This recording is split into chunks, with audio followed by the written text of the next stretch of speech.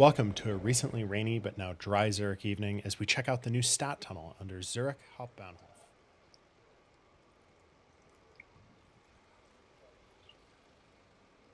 The cycle week is on, so we start out by going through some of it before getting to the tunnel. I'll talk shortly about the background of the tunnel. Short story is that this was a tunnel put in during a renovation of the train station for a planned expressway that was canceled. It sat unused for decades until an initiative pushed the government into funding a redevelopment of the tunnel into a cycle tunnel and bike storage area.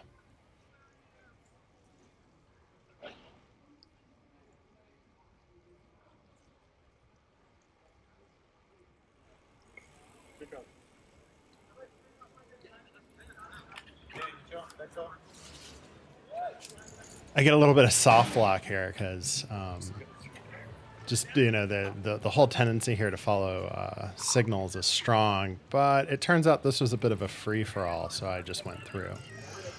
They had a pretty cool setup here down the street with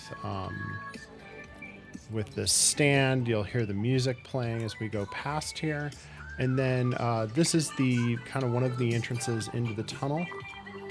And so you'll see the tunnel up ahead. There were some folks in front of the tunnel representing one of the political parties here, and they have an event on June 2nd that they were handing out pamphlets for, if you happen to be local. This is, we start down into the tunnel.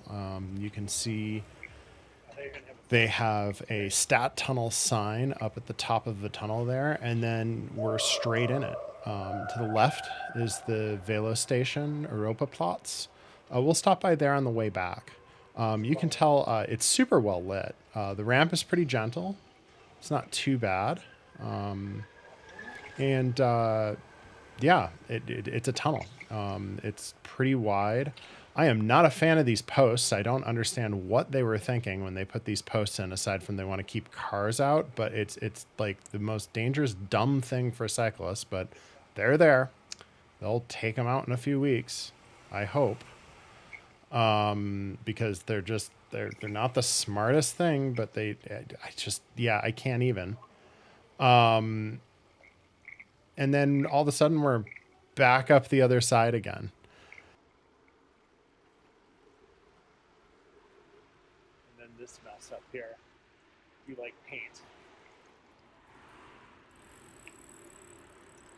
You might hear me talking a little bit as I'm cycling. But yeah, we came up the tunnel here. There's a lot of paint on the road. But yeah, some of that is nice. I mean, it is separated by bicycling in there a little bit. There's this very strange, like totally illegal to drive on sidewalk. You can see the new bus station building there. It's actually kind of nice looking. It's a much better installation than it used to be. You can kind of see the dead end and tram area here. I think buses can go through there too. And we'll come around this side entrance into the back tunnel. So this is, of course, on the other side of the tracks. The museum side is the way I think about it. A lot of people, I think. And then, this is Konradstrasse. And then back in, again, these pretty decent ramps. They aren't too bad. They're not like super steep. I don't get the poles. Like, again, the poles don't make any sense to me. And we're going to come right back in. I like the lights in the tunnel. I don't like this, though, on the right side, how it comes in like that. I am not impressed, but it is probably like it's sort of a necessary evil due to what we're about to see, which is the bike storage area.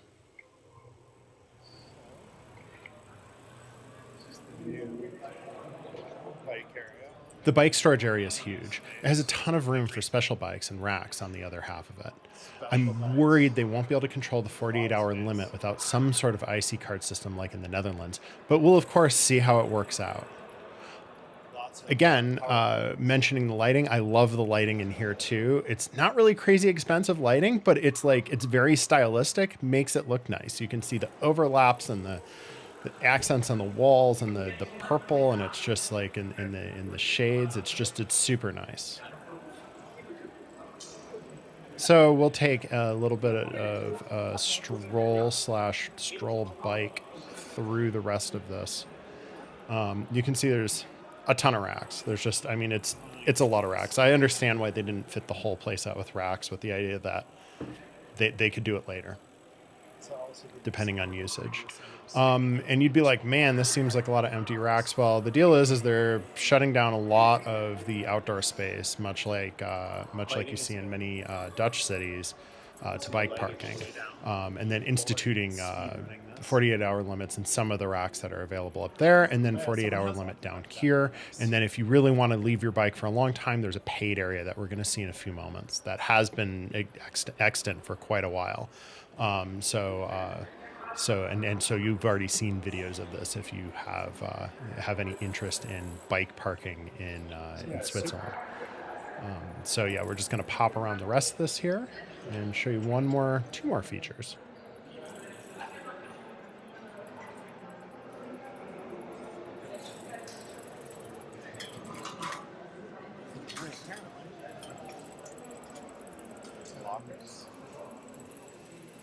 So on the left side here, there's a set of lockers, I assume for day usage.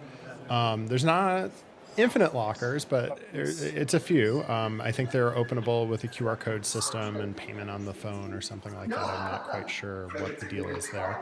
And then those are stairs up into the station. You can just, walk right up directly into the station. A lot of the plan here is the idea that these are literally the closest places to park your bike. If you want to take a train, you are directly in the station after those stairs. So definitely they're trying to make this as convenient as possible, and maybe that will drive people to park down here instead of on the surface.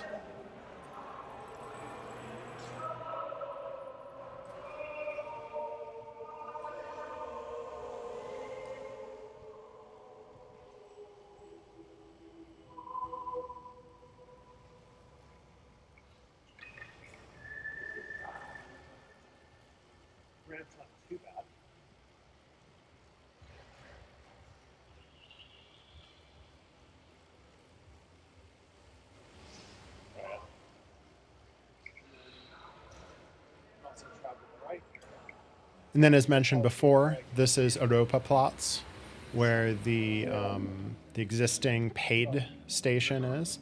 You can park your bike here, I believe, indefinitely, as long as you're paying for a spot. It's monitored.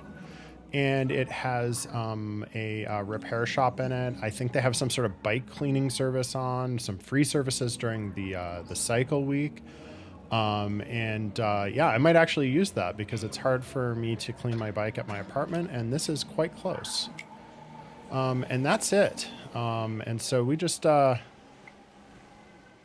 on out here, back out into the sun. Well, clouds. There they are. And you can see it's not too bad. Not too bad of a ramp. I'm going up. I went through this whole thing in a Brompton, but it's not too bad. And you see the person in front of me is not dying coming up this. And then they stop up here because the same people who are handing out flyers are chatting with everyone. You can see on the right side here a bike counter. I think it said 1,337 or something.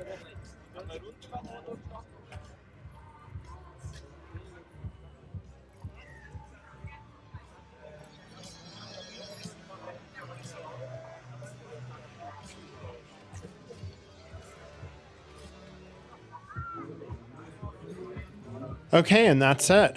Thank you for checking out my video. I hope I can bring you some more videos of Switzerland soon. This is not my normal plan to do urbanism videos.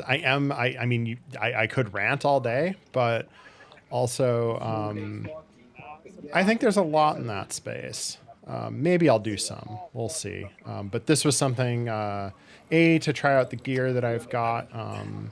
And also, my next plan is to do some cycling out in the countryside and pick up some video there and hopefully share with you some interesting places that I find myself cycling regularly.